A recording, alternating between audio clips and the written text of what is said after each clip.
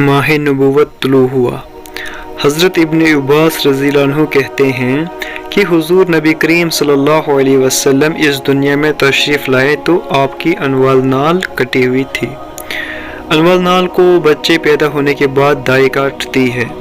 आप खतना शुदा पैदा हुए। अब्दुल मुत्तलिब ये देखकर बेहद हैरान हुए और खुश भी। वो कहा करते थे, मेरा बेटा निराली शान का होगा। आपकी पैदाइश से पहले मक्का के लोग खुशक साली और कतह का शिकार थे, लेकिन जो ही आप सल्लल्लाहु अलैहि वसल्लम के दुनिया में तशरीफ़ लाने का वक़्त करीब आया, बारिशें शुरू हो गई, खुशक साली दूर हो गई, दरख्त हरे भरे हो गए और फलों से लद गए। ज़मीन पर सब्ज़ा ही सब्ज़ा नज़र आने लगा। पैदाइश के वक़्त आप अपने हाथों पर झुके हुए थे, सर आसमान की तरफ था। एक रिवायत के अल्फाज ये है कि घुटनों के बल झुके हुए थे, मतलब ये कि सजदे की सी हालत में थे। आपकी मुट्ठी बंद थी और शहादत की उंगली उठी हुई थी, जैसे कि हम नमाज में उठाते हैं। हुजूर अनवर सल्लल्लाहु अलैहि वसल्लम फरमाते हैं, जब मेरी वालिदा ने मुझे जन्म दिया तो इनसे एक नूर निकला। इस नूर से शाम के महलात जगमगा उठे। आप सल्लल्लाहु अलैहि वसल्लम की वालिदा सईदे आमिना फरमाती हैं, मोहम्मद सल्लल्लाहु अलैहि वसल्लम की पैदाइश के वक़्त ज़ाहिर होने वाले नूर की रोशनी में मुझे बसरा में चलने वाले ऊँटों की गर्दनें तक नजर आईं।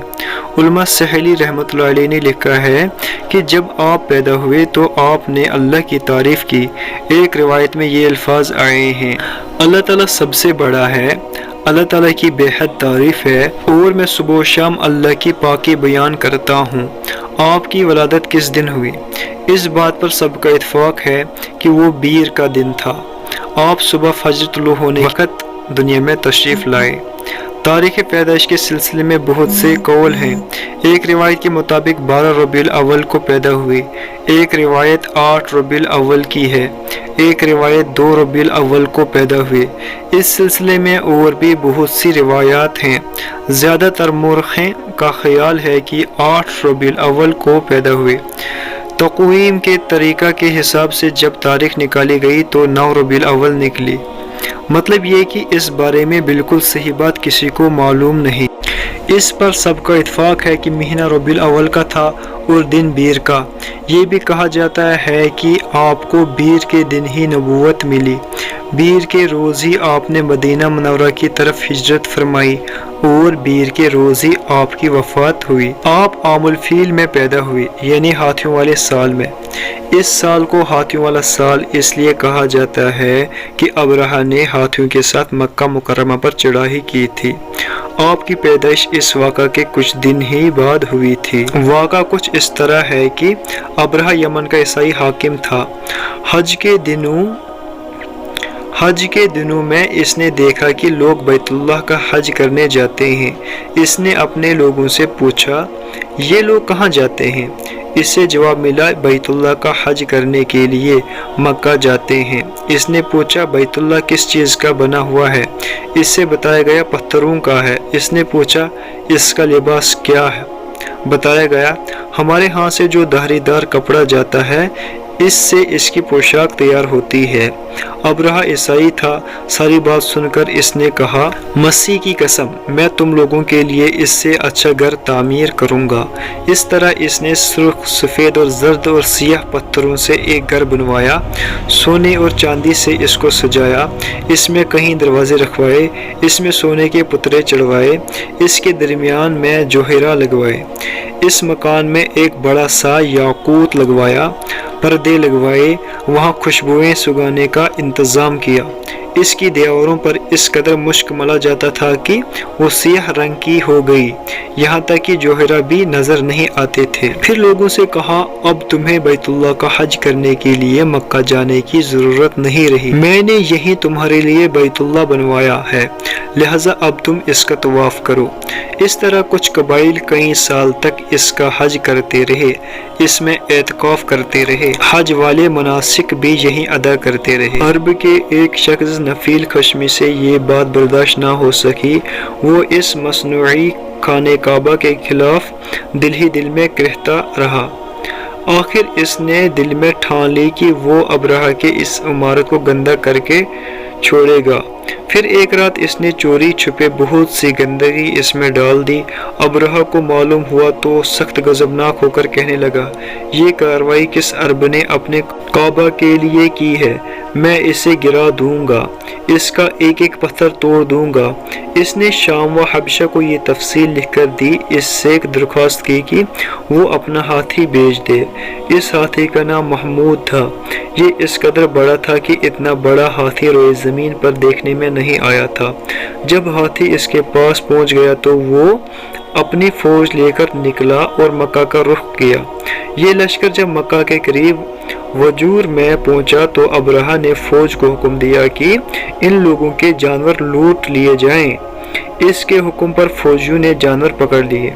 इनमें अब्दुल मुत्तलिब के ऊंट भी थे। नफील भी इस लश्कर में अब्रहा के साथ मौजूद था और ये अब्दुल मुत्तलिब का दोस्त था। अब्दुल मुत्तलिब इससे मिले, ऊंटों के सिलसिले में बात की। नफील ने अब्रहा से कहा, कुरैश का सरदार अब्दुल मुत्तलिब मिलना चाहता है। ये शख्स तमाम अरब का सरदार है। शरफ और बुजुर्गी इसे हासिल है। लोगों में इसका बहुत बड़ा असर है। लोगों को अच्छे अच्छे घोड़े देता है, इन्हें अतियात देता है, खाना खिलाता है। ये गोया अब्दुल मुत्तलिब का तारुफ था। अब्रहा ने इन्हें मुलाकात के लिए बुलाया। अब्रहा ने इनसे पूछा, बताइए आप क्या चाहते हैं? इन्होंने जवाब दिया, मैं चाहता हूँ मेरे ऊँट मुझे वापस मिल जाएं। इनकी बात सुनकर अब्रहा बहुत हैरान हुआ।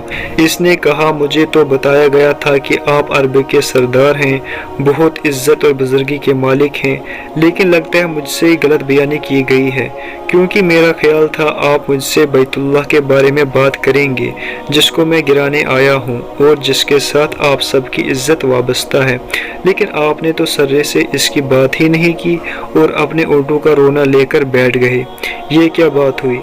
इसकी बात सुनकर अब्दुल मुत्तलिब बोले, आप मेरे ऊँट मुझे वापस दे दें, बैतुल्लाह के साथ जो चाहें करें, इसलिए कि इस घर का एक परवरदिगार है, वो खुद ही इसकी हिफाजत करेगा। मुझे इसके लिए फिक्रमंद होने की ज़रूरत नहीं।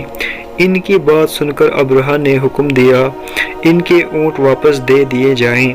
जब इन्हें इनके ऊँट वापस मिल गए तो इन्होंने इनको समूह पर चमड़े चढ़ा दिए, इन पर निशान लगा दिए, इन्हें कुर्बानी के लिए वक्फ करके हरम में छोड़ दिया, ताकि फिर कोई इन्हें पकड़ ले तो हरम का परवरदिगार इस पर गजबनाक हो।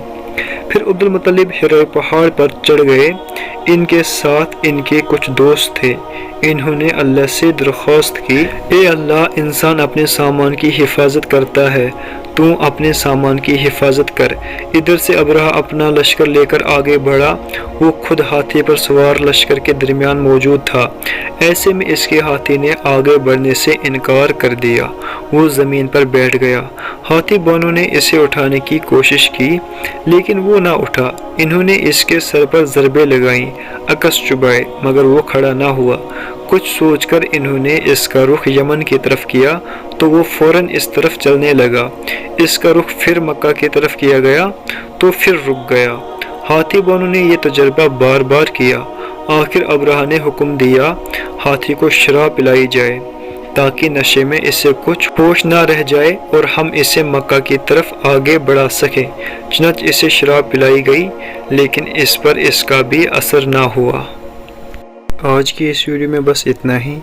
अगर आप चैनल पर नए हैं तो चैनल को सब्सक्राइब कर दें। बहुत बहुत शुक्रिया।